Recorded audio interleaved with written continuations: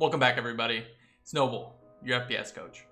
In my last video, I talked about the first half of the equation to help you improve once you know what to work on.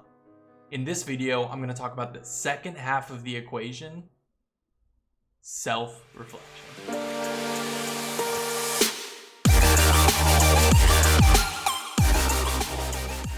A lot of people boot up their game and they just jump straight into it. They join a lobby and they go at it for hours.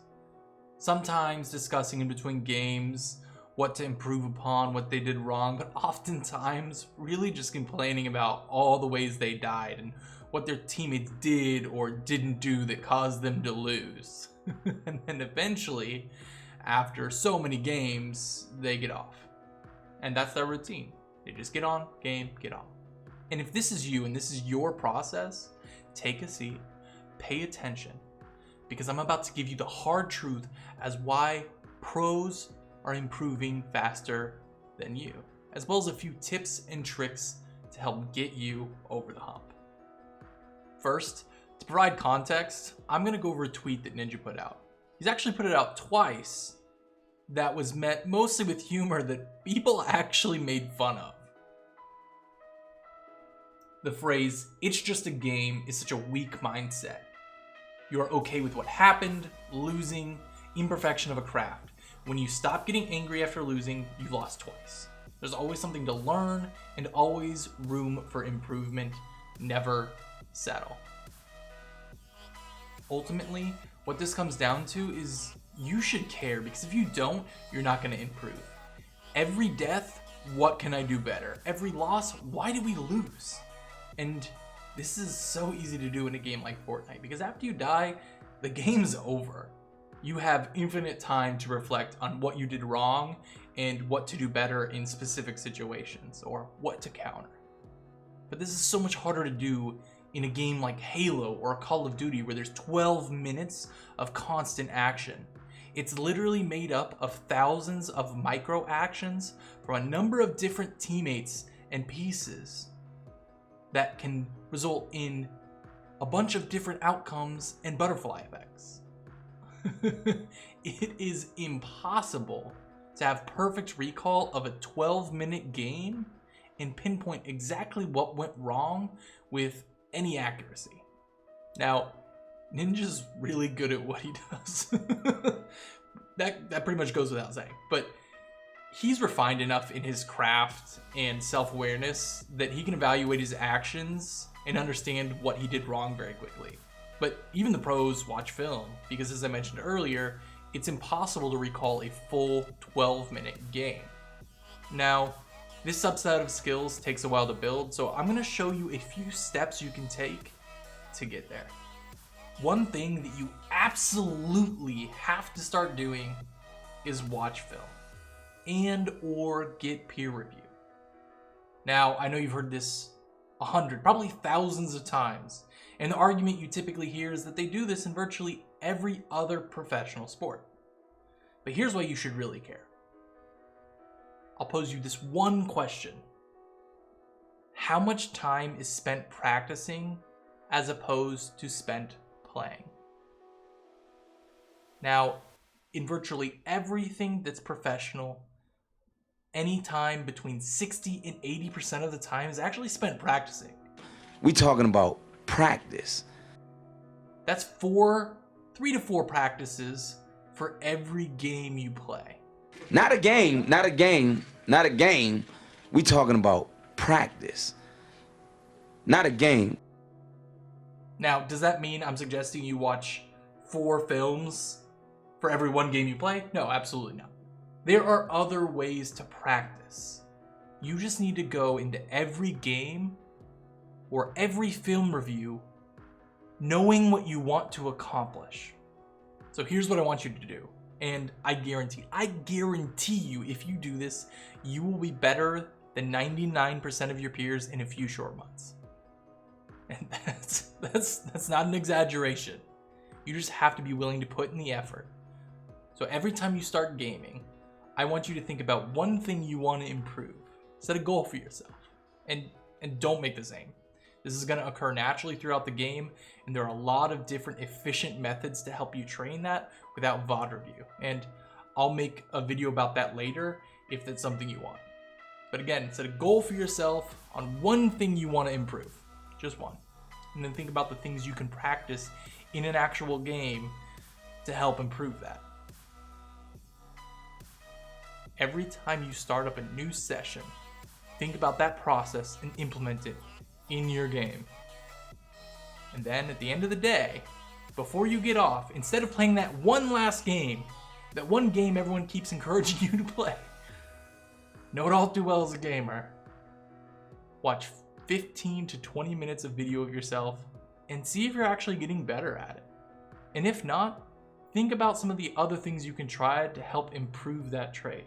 And if you really want to go far, set little intervals for yourself to see whether or not you're getting better. And at some point, you'll be developed enough to know whether or not you're getting better at what you're trying to practice. A lot of you won't know what to try in order to fix or improve said specific attributes.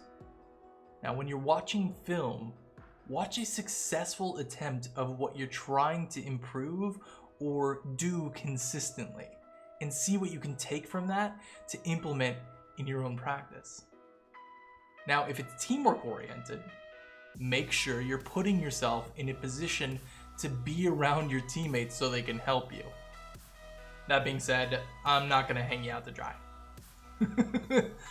I'm gonna go over a few things you can try that should help you in some aspect of gaming, that should provide you really great VOD to go over, that will paint a clear picture of what you can do from a positioning, timing, and pushing standpoint to help you improve. Now, if you want to go over something very specific, leave a comment below. I'll try to tell you what I do to improve that specific trait, but also I'm willing to go over video with you and play with you to see how I can help. There are a couple of in-game strategies you can try to help you develop the right mindset or tactics to alter. The first is focusing on staying alive. It's what I call delay, not slay. And I mean that literally. You should only fight to allow yourself the ability to run away or let your teammates come in.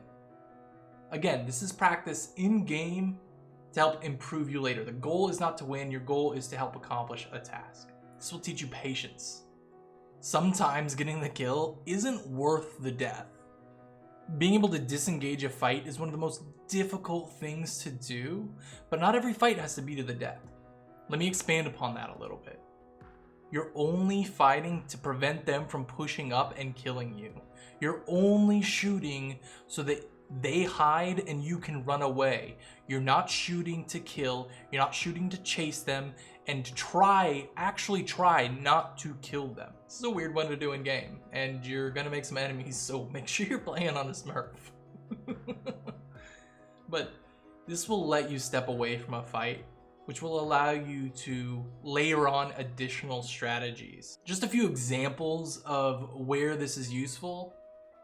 Say a power weapon's coming up. Don't want to die. You're the last one alive on your team, and you're holding a power position. Dying's terrible here. So much so that it's not worth engaging until your teammates spawn and can help you or replace you. Playing off that last one, let's say you just spawned and all three of your teammates are dead.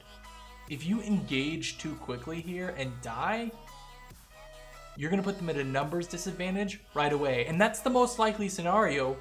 1 versus 4, 1 versus 3, 1 versus 2, whatever the numbers are in that scenario. This exercise won't teach you when staying alive is best. It's more about allowing you to make the choice, and at the very least, it lets you think about it. But as a general rule of thumb, if it's a 50-50 fight and you have the power position, take your time, regain your shields, regroup. Because chances are, if you re-engage, you'll win due to the advantageous position. Another great exercise is to focus solely on keeping your teammates alive. In a party, really listen to your comms and callouts. And make sure you orient your movements around your teammates and respond to the callouts. Now, I really love this one. Probably one of my favorite exercises to help new gamers get a sense for how you should play the game and generate teamwork. Oftentimes, you're going to see a teammate hyperextend, and this results in you having to really go out of your way and do something you probably weren't going to do in order to keep them alive. And eventually, this is going to create a hyper awareness of your surroundings and where your teammates are. And this also allows you to keep them in check, as well as make for some very interesting video to review. Once you have this awareness of your surroundings, a couple of ways to keep them in check is to just be like, hey, you're out on your own, back up. Or, hey, you're out on your own, give me a second and I'll help you engage. And this awareness is so vital, because if power weapons are coming up, killing just for the sake of killing can be disastrous unless you have a distinct advantage. And being able to lead your team and orient them around the power weapons and power-ups is a huge asset to any team. If you're really great as an individual and you're looking for a team exercise to help get you ready to compete, practice without calling out. Yeah, I just said that. What this will do is create a hypersensitivity to where your teammates are and what they're trying to do. Admittedly, you're gonna die a lot at first, but eventually your teammates' awareness of in-game cues will grow, and they'll be able to help assist you. They'll start to recognize when you guys are shooting and come to help. This will also help you learn to wait for your teammates before you push, as well as let you know when to push and get aggressive without having to say it in-game and bog down your comms. Again, the key to this is self-reflection. If you continue to struggle, pull up the VOD. The video is what's going to show you that you shouldn't have dropped from that power position, or that you pushed inappropriately as a team. Back to my previous video. If you combine this with self-awareness, when you're watching film, you'll be able to recognize the habits and mistakes you make that result in your death, so that you can alter your playstyle. Now, self-reflection is going to be able to help you understand what didn't work and why. This sounds very easy, but it's actually quite difficult.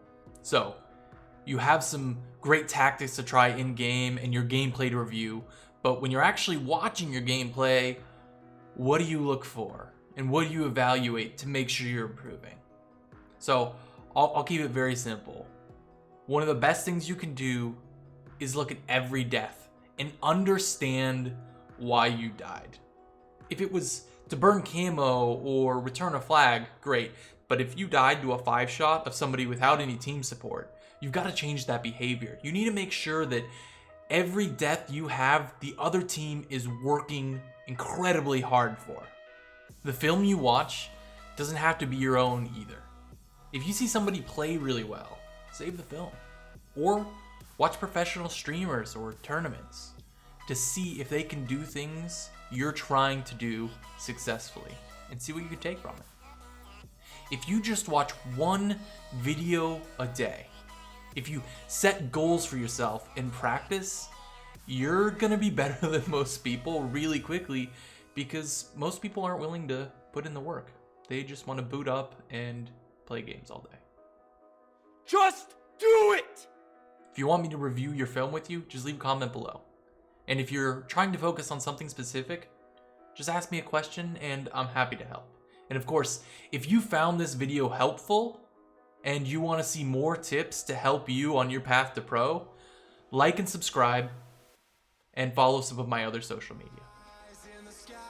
And of course, I'll see you in the next video. Into the night, I raise my hand. hand to the fire, but it's no use, 'cause you can't stop it from shining through. It's true, baby, let the light shine through. If you believe